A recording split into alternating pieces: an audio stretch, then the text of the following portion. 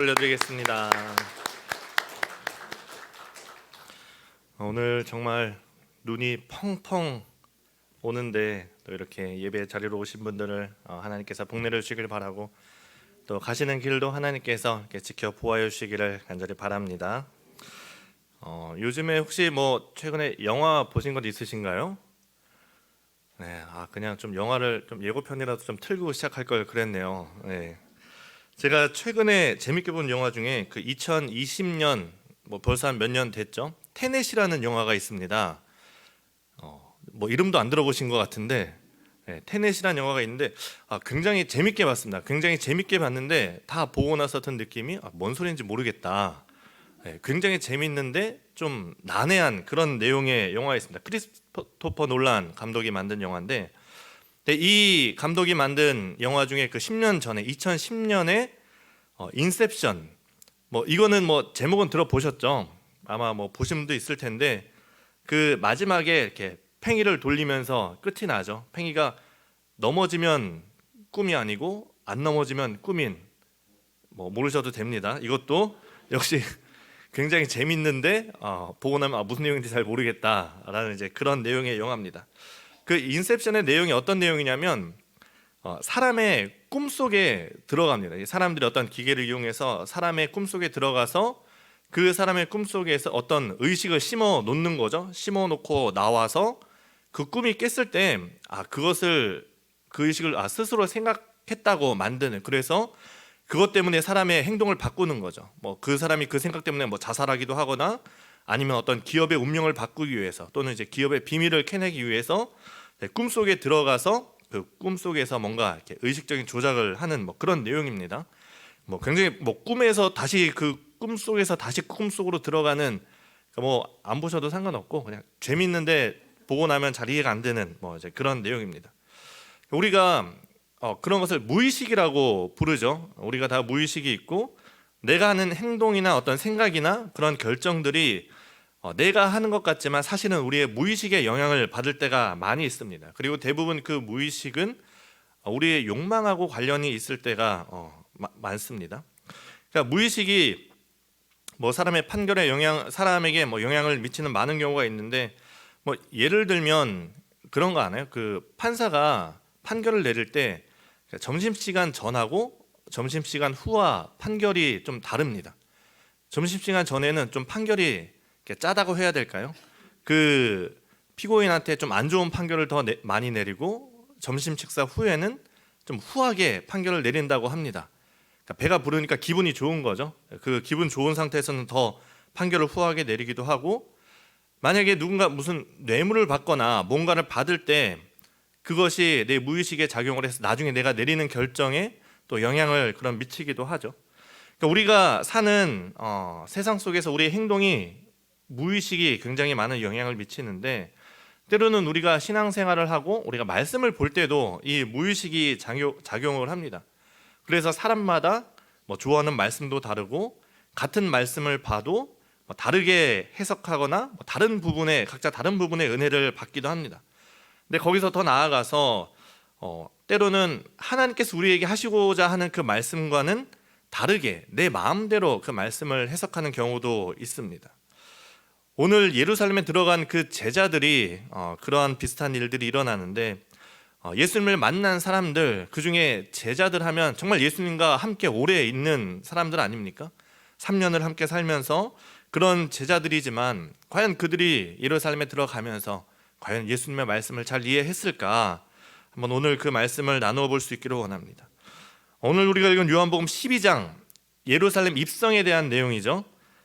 예수님께서 예루살렘으로 올라가십니다. 평소에 갈릴리, 어떻게 보면 시골이라고 얘기할 수 있는 그곳에서 우리로 치면 서울로 예루살렘으로 올라가는 것이 어떤 의미가 있겠습니까? 또 그 제자들에게도 그 예루살렘으로 가는 것이 분명히 어떤 의미가 있을 겁니다.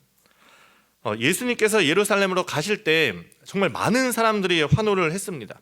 우리가 부활전 전 주일을 무슨 주일이라고 부르죠? 종려주일. 종료 아니고 종려주일. 왜 그렇게 부릅니까?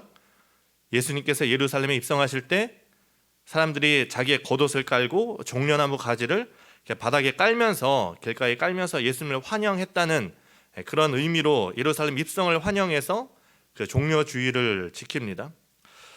그 사람들이 왜 그렇게 예수님의 오심을 환영을 했을까요? 우리가 읽은 조금 앞부분에 17절 18절을 보면 이런 내용이 있습니다. 나사로를 무덤에서 불러내어 죽은 자 가운데서 살리실 때에 함께 있던 무리가 증언한지라 이에 무리가 예수를 맞음은 이 표적 행하심을 들었음이러라. 우리가 12장을 읽었고 한 장 앞인 11장의 내용이 뭐냐? 죽은 나사로를 살린 내용이 그 요한복음 11장에 나오게 됩니다. 이 죽은 사람을 살렸다, 나사로를 살렸다라는 이 소문이 예루살렘에까지 퍼진 것이죠. 이 표적 행하심을 들었음이러라. 우리나라 역대 대통령 중에 아직 죽은 사람을 살린 대통령은 아무도 없죠. 아무도 없죠. 네. 그런데 그런 놀라운 능력을 행한 이 사람이 우리나라로 치면 수도로 서울로 올라오는 거죠. 예루살렘에 오는 겁니다. 그러니까 19절에 보면 이렇게 또 기록이 있습니다. 바리새인들이 서로 말하되 볼지어다 너희 하는 일이 쓸데없다 보라 온 세상이 그를 따르는도다 하니라. 바리새인들이 하려는 일이 뭐였습니까? 예수님을 죽이려는 것이었죠. 제가 요한복음을 계속 이야기하면서 나사로 때도 말씀을 드렸지만 바리새인들이 예수님을 죽이려고 하니까 예수님이 바리새인들을 피해서 피난을 가셨다가 나사로가 죽었다는 소식을 들었음에도 불구하고 예루살렘으로 가기가 주저해서 며칠을 더 머물다 가게 되죠. 바리새인들이 예수님을 죽이려고 했기 때문에. 그런데 이 19절 말씀이 뭐냐? 온 세상이 그를 따르는도다. 요새 지지율 이야기가 종종 나오지만 지금 예수님을 향한 지지율이 한 95%, 막 99% 이렇게 되는 겁니다. 그러니 바리새인들이 하려는 그 예수님을 죽이려 하는 일이 가능하겠느냐? 불가능하다, 쓸데없다 이런 얘기를 하는 거죠.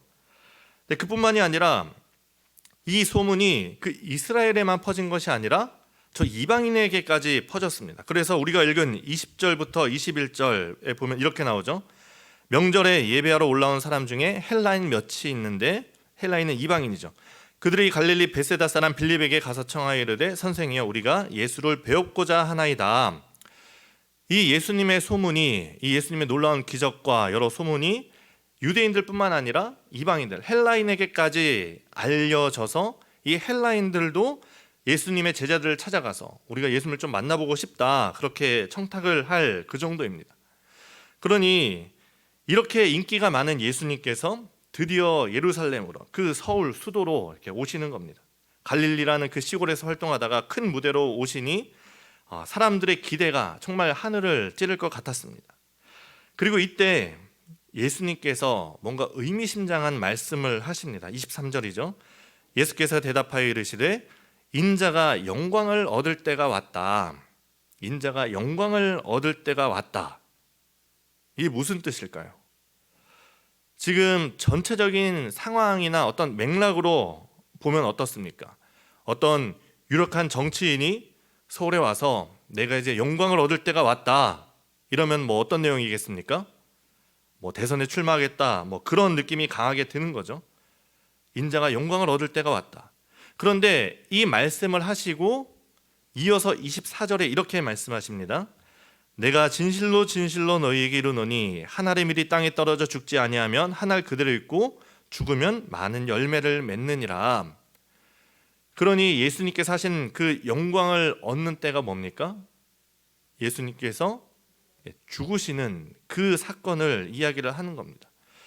우리가 쉽게 생각할 수 있는 영광의 때와 죽는 것은 분명히 거리가 있어 보입니다. 우리가 생각해도 그런데 하물며 그 예수님을 따르던 사람들이 오늘 예루살렘에 입성하면서 그 들뜬 제자들이 과연 이 말씀을 어떻게 받아들였을까요? 아마도 예수님의 말씀을 제대로 이해한 사람은 아무도 없었을 거라 생각이 됩니다. 사실 예수님의 말씀은 늘 한결같았습니다. 속옷을 달라는 사람에게 겉옷까지 주어라. 오리를 가달라고 하면 심리를 가주어라. 으뜸이 되려고 하는 사람은 섬기는 자가 되어야 된다.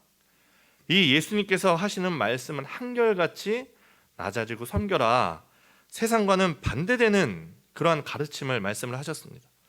예수님의 제자가 되는 길이 어떠한가를 분명히 제자들에게 3년 동안 함께 살면서 가르치시고 늘 하셨던 말씀입니다.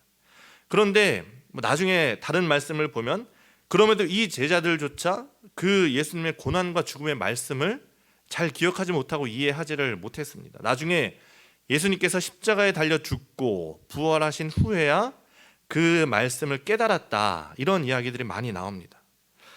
왜 제자들이 그렇게 예수님과 같이 있고 예수님의 말씀을 들었음에도 예수님의 말씀을 잘 이해를 하지 못했을까요? 이미 그들의 마음속에, 그들의 무의식에 다른 생각이 있었기 때문입니다. 그들의 무의식 중심에 다른 생각이 있었기 때문에 필터 역할을 하는 것이죠. 그래서 자기가 듣고 싶은 대로 듣고 듣고 싶은 것만 그렇게 듣게 되는 겁니다. 근데 사람들을 만나보면 저도 그렇고 많은 경우에 사람들이 참 자기가 듣고 싶은 것만 들을 때가 많습니다. 아마 여러분도 많이 경험을 해보셨을 텐데 꼭 나중 가면은 서로 같이 얘기해놓고 나중에 이렇게 딴소리 서로 하는 경우가 많죠. 제가 이제 부목사고 행정을 하다 보니까 교회 주보에 공지해야 될 사항을 이제 광고 주보를 내고 주일에 이제 광고를 합니다. 꼭 전화가 와서 물어봅니다. 못 들었다고. 괜찮습니다. 그래도 이렇게 목소리 한번 들으면 더 좋은 거 아니겠습니까? 상관 말고 이렇게 전화 주셔도 됩니다. 사람은 누구나 자기 관심 분야에는 이렇게 귀가 잘 열리죠. 아무것도 못 듣다가 자기 험담하는 얘기는 귀에 쏙쏙 들어오지 않습니까? 제가 대학생 때 길을 다니면 정말 PC방 간판이 눈에 쏙쏙 들어왔습니다. 제가 결혼하고 아이를 막 낳았을 때 많지도 않은 그 산후조리원 간판이 눈에 쏙쏙 들어왔습니다. 그러니까 자기 관심 분야에 귀를 기울이게 되는 것이죠. 하지만 자기 관심 분야가 아니면 어떻게 됩니까? 사람 귀가 괜히 두 개 있는 게 아니죠. 한 귀로 듣고 어디로 나갔는지 이렇게 나가게 됩니다. 예수님께서 분명히 제자들에게 여러 번 강조하며 말씀을 하셨지만 이 제자들은 어떻습니까? 자기 귀에 듣고 싶은 것만 들리는 것이죠. 자기 마음에 이미 필터가 있는 겁니다. 오늘 예수님께서 하신 말씀이 뭡니까? 인자가 영광을 얻을 때가 되었다. 그 영광의 때가 뭐냐? 하늘의 밀이 땅에 떨어져 죽고 많은 열매를 맺는 것이다 말씀하셨을 때 제자들의 귀에는 어떻게 들렸겠습니까? 인자가 영광을 얻을 때가 왔다. 아마 여기까지만 들렸을 겁니다. 그 예수님의 영광의 모습, 영광을 받으실 그 예수님의 모습과 그 옆에서 함께 영광을 누리는 자신의 모습에만 관심이 있는 거죠. 28절에 보면 이런 내용이 나옵니다. 아버지여, 아버지 이름을 영광스럽게 하옵소서 하시니 이에 하늘에서 소리가 나서 이르되 내가 이미 영광스럽게 하였고 또다시 영광스럽게 하리라. 하늘에서 소리가 났습니다. 내가 영광스럽게 하였고 또다시 영광스럽게 하리라. 근데 이 소리를 듣는 다른 사람들이 어떻게 듣느냐? 29절에 보니까 곁에 서서 들은 무리는 천둥이 울었다고도 하며 또 어떤 이들은 천사가 그에게 말하였다고도 하니, 거기 있는 사람들이 그 무리가 이 소리를 다 들었습니다. 근데 그 소리를 들은 무리가 어떻게 증언하느냐? 어떤 사람들은 천둥이 울었다, 어떤 사람들은 천사가 그에게 말하였다. 분명히 다 같이 소리를 듣긴 들었는데 어떤 사람에게는 천둥처럼 들리고 어떤 사람에게는 천사 소리처럼 들리는데 이 사람들이 모르는 게 뭡니까? 그 내용을 모르고 있죠. 제일 중요한 게 뭡니까? 내용이 가장 중요한 것인데 정작 이 사람들은 내용을 모릅니다. 예수님께서 이어서 하시는 말씀이 30절에 예수께서 대답하여 이르시되 이 소리가 난 것은 나를 위한 것이 아니요 너희를 위한 것이니라. 이 소리가 누구를 위한 겁니까? 그 무리들, 너희를 위한 것인데 예수님을 위한 것이 아니라 너희를 위한 것인데 그 무리를 위한 소리를 누가 듣고 누가 못 듣습니까? 예수님은 듣고 무리는 듣지 못한 것이 참 아이러니죠. 왜 못 들었을까? 분명히 소리를 들었는데 천둥 소리, 천사 소리처럼 들었는데 왜 그 내용을 듣지 못했을까? 저는 그 예수님의 말씀과 마찬가지라고 생각을 합니다. 그 내용이 그 소리가 들렸지만 그들의 마음에는 들리지 않은 것이죠. 이미 예수님께서 어떤 죽음으로 죽을 것을 보이셨는데 그 무리는 34절에 그 무리가 또 예수님께 그렇게 얘기합니다. 예수님이 죽음을 얘기하니까 34절에 우리는 율법에서 그리스도가 영원히 계신다함을 들었는데 너는 어찌하여 인자가 들려야 하리라 하느냐. 이 인자가 누구냐? 우리는 메시아가 정말 그 영원히 있다는 것을 율법에서 들었는데 왜 넌 자꾸 들려야 하리라, 죽는다는 얘기를 하냐, 그 인자가 누구냐 물어보는 거죠. 이 사람들로 얘기를 할 때 뭘 가지고 얘기합니까? 나름 율법을 가지고 예수님과 얘기를 합니다. 이 사람들이 말하는 율법이 어떤 것이냐, 예를 들면 사무엘하 7장 13절에 보면 그는 내 이름을 위하여 집을 건축할 것이요 나는 그의 나라 왕위를 견고하게 하리라 말씀하시고, 또 이사야 11장에서도 그날에 이새의 뿌리에서 한 싹이 나서 만민의 기치로 설 것이요 열방이 그에게로 돌아오리니 그가 거한 곳이 영화로우리라. 이렇게 보면 그 메시아가 오는 그 나라가, 그 왕위가 영원할 것이라고, 단단할 것이라고 말씀을 하는데, 이 사람들도 율법을 들고 와서 예수님과 얘기를 하는데 어떻습니까? 율법을 올바르게 해석해서 예수님께 말하는 것이 아니라 자기의 생각에, 자기의 마음에 율법을 끼워 맞추는 것이죠. 그러니까 하나님의 마음을 이해한 것이 아닙니다. 하나님의 말씀을 자기 생각에 끼워 맞춘 것이죠. 이미 이 사람들의 마음에 예수 그리스도는 누구입니까? 메시아, 그냥 우리가 생각하는 그 메시아가 아니라 그 정치적인 메시아, 이스라엘을 로마의 압제에서 건져낼 그 율법에서 말했던 그 메시아인 거죠. 예수님의 말씀을 많이 들었지만, 또 수많은 기적을 봤지만, 오히려 그 기적을 예수님이 메시아를 나타내는 메시지로 이해했으니, 그러니까 이미 자기 마음에 잘못된 그 신앙관이 자리를 잡고 있으니 예수님의 말씀이 들릴 것만 들리고 들려야 될 것은 들리지 않는 일이 발생하는 겁니다. 그래서 이사야서는 이미 이사야서에서 그 이스라엘 백성을 뭐라고 합니까? 이 백성들이 들어도 깨닫지 못할 것이요 보아도 알지 못할 것이라 말씀을 하셨습니다. 저는 오늘 이 말씀에 나오는 그 예루살렘에 들어간 제자들, 그리고 또 그 무리들을 보면서 우리의 신앙을, 또 어떻게 보면 우리 한국교회가 한번 돌아봐야 되는 그런 말씀이라고 생각을 합니다. 저는 제가 우리 한국교회를 볼 때 한국교회 참 유독 신앙 좋은 분들이 많이 있습니다.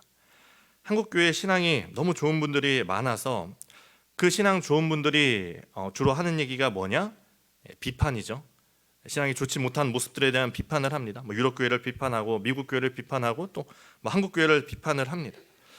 우리가 다 알고 있습니다. 유럽 교회가 하향세인 것도 알고 있고, 미국 교회도 다양하고 많기도 하고 장단점이 있습니다. 잘못된 걸 비판할 수 있는데, 그런데 그런 얘기를 하면서 제가 느끼는 것은 결국 내 신앙이 최고다, 내 신앙이 가장 올바른 신앙이다라는 그런 얘기를 하는 것을 느낄 수 있는 거죠. 우리 온 열방에 나라가 몇 개 정도 있을까요? 한 200개 가까운 나라가 있고, 그 각 나라마다 수많은 교회들이 있습니다. 각자 나라 상황에 맞게 또 신앙도 조금씩 다르기도 합니다. 우리나라 문화에선 이해 못할 그런 것들도 있고, 반대로 또 그들 입장에서 보면 우리나라의 기독교 문화가 이상해 보일 수도 있습니다. 그런데 그 모든 교회를 우리는 하나의 교회, 우리는 사도신경에서 거룩한 공교회라 이렇게 고백을 합니다. 근데 그 수많은 교회 중에서 내 교회가, 그리고 내 신앙이 가장 좋은 신앙이다, 올바른 신앙이다 라고 자신 있게 이야기를 할 수 있을까요? 그 최고의 신앙으로 자신감이 넘쳤던 우리 신앙의 선배들이 외쳤던 것이 결국에는 교회 성장이고, 큰 교회, 화려한 교회, 성도가 많은 교회, 신앙으로는 내세 중심의 교회, 나를 위한 그 신앙이 아니었습니까? 예수님 곁에 있지만 예루살렘에 들어가면서 그 예수님 옆에서 영광의 때만 바라보던 제자들과 우리의 신앙이 다를 것이 무엇인가, 우리는 한번 돌아봐야 됩니다. 우리는 좀 더 겸손해져야 됩니다. 우리는 좀 더 낮아져야 됩니다. 이미 우리 안에 들어와 있는 그 생각들이, 어떻게 보면 대부분은 욕망이라고 얘기할 수 있는 것이 우리에게 주시는 말씀을 왜곡해서 듣게 만들 때가 많습니다. 그래서 우리는 늘 고민하고 우리의 신앙을 돌아봐야 됩니다. 내 신앙이 늘 올바른지. 제가 종종 이야기를 합니다. 예수님이 진리지 예수님을 믿는 우리가 진리가 아니다. 우리가 예수님을 등에 업었다고 해서 우리가 하는 모든 얘기가 진리가 되는 것이 아닙니다. 그런데 우리가 그렇게 착각할 때가 종종 있는 것이죠. 제자들은 당연하게 생각했습니다. 제자들은 당연하게 예수님께서 메시아가 되어서 로마의 지배에서 이스라엘을 독립하고 강한 나라를 만들 것이다, 너무나 당연하게 생각했던 것처럼 어떻게 보면 우리도 우리 신앙에서 예수님과 예수님의 가르침과 말씀과는 다른 행동들을 하면서 이것이 맞다, 옳다, 진리라고 생각하면서 행동할 수 있는 것이죠. 그렇게 다시 한번 말씀드리지만 우리는 끊임없이 고민하고 계속해서 사고하고 생각을 해야 됩니다. 13장 2절에 보면 가룟 유다에 대해서 이렇게 얘기합니다. 마귀가 벌써 시몬의 아들 가룟 유다의 마음에 예수를 팔려는 생각을 넣었더라. 이 예수님을, 유다가 예수님을 판 것이 그냥 한순간의 충동으로 판 것이 아니라 이미 마귀가 어느 순간 그 마음을 유다에게 넣었고 그 욕망을 자극을 했습니다. 대부분 사람들의 욕망은 그 약점이 되는 것이죠. 그리고 이 가룟 유다에게 약점, 그 욕망은 재물, 돈이었습니다. 그래서 마리아가 향유옥합을 깨트릴 때도 이미 유다는 그것을 돈으로 계산해서 그 돈을 훔치지 못한 것을 아쉬워했습니다.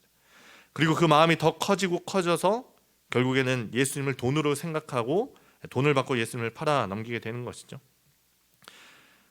창세기에서 가인이 아벨을 죽이는 그 사건이 발생합니다. 가인이 아벨을 죽이기 전에 이미 가인에게 그 악한 마음, 동생을 죽일 마음이 들어왔고 하나님은 그것을 알고 가인에게 경고를 하시죠. 여호와께서 가인에게 이르시되 내가 분하여 함은 어찌 됨이며 안색이 변함은 어찌 됨이냐. 내가 선을 행하면 어찌 낯을 들지 못하겠느냐. 선을 행하지 아니하면 죄가 문 앞에 엎드려 있느니라. 죄가 너를 원하나 너는 죄를 다스릴지니라. 이렇게 말씀을 합니다. 사무엘하 11장에 보면 그 다윗과 밧세바 사건이 나옵니다. 다윗이 그 왕궁 옥상에서 거닐다가 목욕하는 한 여인을 보게 됩니다. 거기서 보고 뒤돌아 섰으면 아무 일도 일어나지 않았을 터인데 어떻게 합니까? 그 마음이 계속 되는 거죠.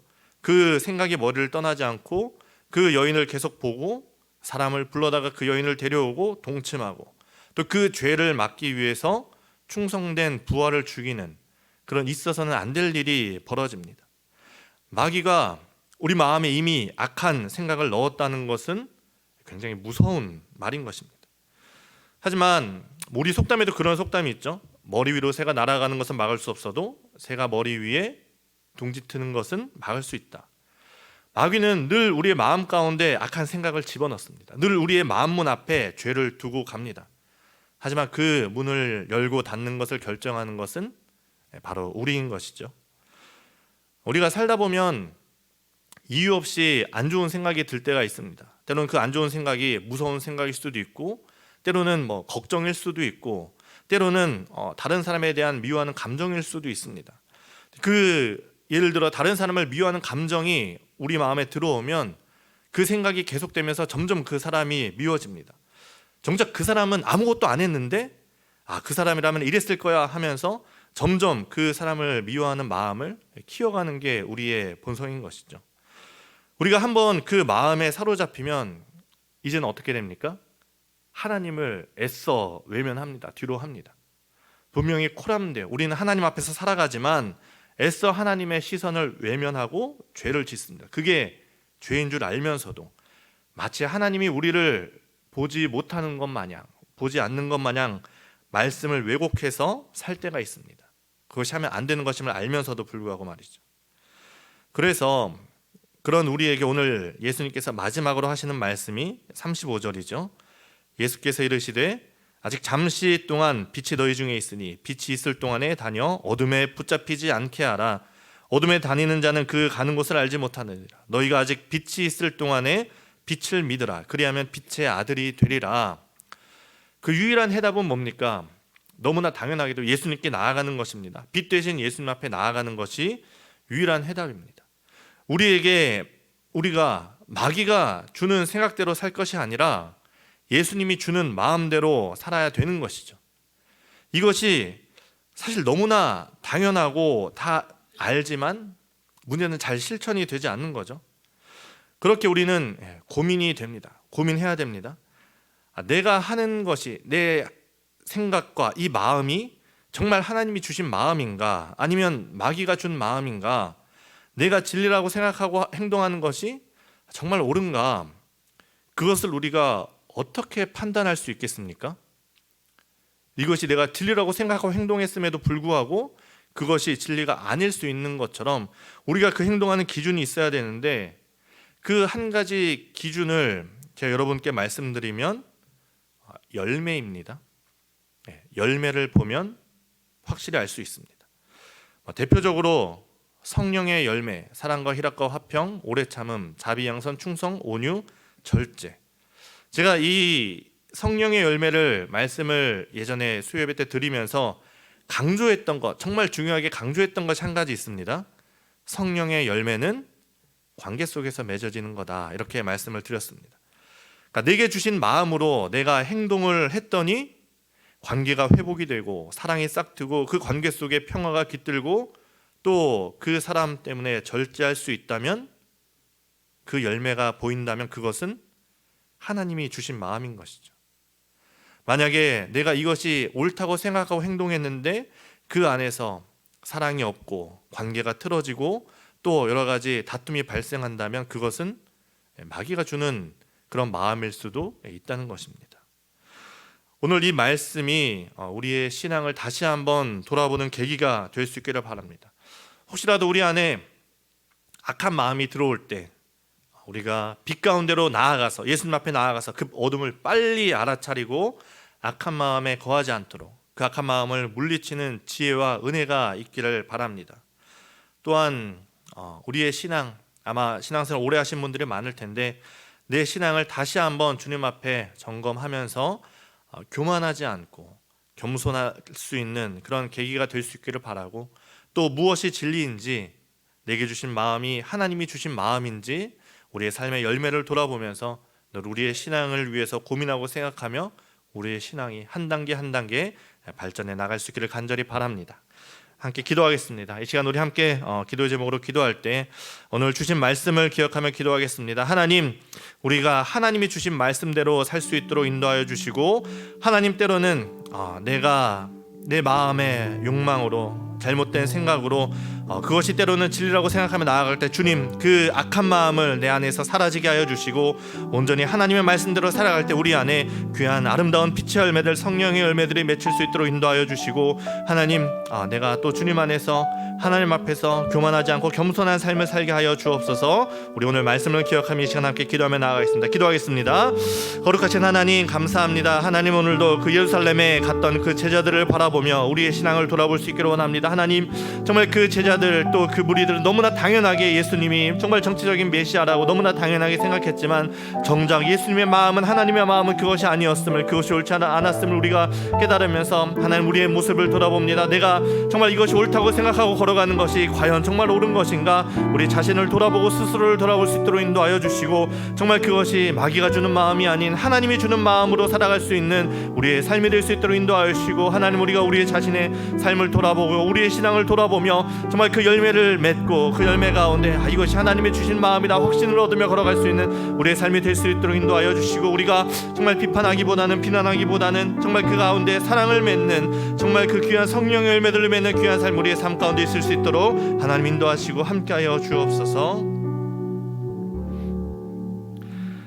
거룩하신 하나님, 감사합니다. 하나님, 오늘도 우리에게 주시는 말씀 가운데 우리에게 깨달음이 있을 수 있기를 원합니다. 하나님, 때로는 내 안에 있는 욕망으로 인해서 하나님의 말씀을 왜곡했을 수 있음을 우리가 고백합니다. 때로는 그 제자들처럼 예루살렘에 입성했을 때 정말 그 들뜬 마음에 정말 예수님을 바로 보지 못하고 예수님의 말씀을 제대로 듣지 못한 그 제자들처럼 때로는 하나님, 우리의 삶에 하나님의 말씀을 우리가 바로 듣지 못하고 왜곡하고 있지는 않은가. 하나님, 그 내가 진리라고 생각했던 것 때문에 다른 사람이 상처받고 또 그 관계가 틀어지지는 않았는지 우리의 삶을 돌아보게 하시고, 우리가 주님 앞에 겸손하고 또 교만하지 않게 나아가게 하시고, 우리의 삶을 돌아보며 귀한 성령의 열매들을 우리의 관계 속에서 맺어가며 하나님께 기쁨이 되는 우리 모든 상일의 성도들 될 수 있도록 하나님 인도하시고 함께하여 주옵소서.